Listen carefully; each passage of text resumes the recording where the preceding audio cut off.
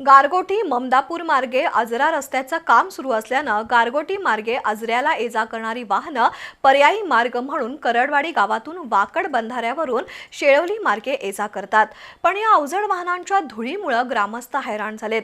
दुसरीकडे वाकड बंधारा कमकुवत असल्यानं बंधाऱ्यावरून होणारी वाहतूक बंद करावी, अन्यथा आंदोलन करण्याचा इशारा मानवाधिकार जिल्हा संघटक सुनील जाधव यांच्यासह ग्रामस्थांनी दिलाय। भुदरगड तालुक्यातील करडवाडी शेळवली हा रस्ता मुख्यमंत्री ग्राम सडक योजनेअंतर्गत करण्यात आल्यानं हा रस्ता वाहतुकीसाठी सुरळीत झालाय। वेदगंगा नदीच्या अलीकडे गारगोटी पाटगाव रोड तर पलीकडे गारगोटी शेळवली ममदापूर मार्गे गोव्याकडे जाणाऱ्या या रस्त्याला हा रस्ता जोडल्यानं मोठी अवजड वाहनं करडवाडी गावातून वाकड बंधाऱ्यावरून शेळवलीकडे ये-जा करत आहेत। हा रस्ता करडवाडी गावातून जात असल्यानं इथं नेहमीच वाहनांची वर्दळ असते, त्यामुळे सर्वत्र धुळीचं साम्राज्य पसरलंय।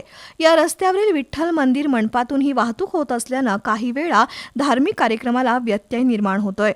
याबाबत ग्रामपंचायतीमार्फत पाटबंधारे विभाग तसंच सार्वजनिक बांधकाम विभागाला वारंवार पत्रव्यवहार केल्यामुळे अवजड वाहनांना प्रतिबंध करण्यासाठी पाटबंधारे विभागानं कमान केली होती, मात्र अज्ञातांनी जेसीबीच्या सहाय्यानं ती कमान उखडून टाकली आहे।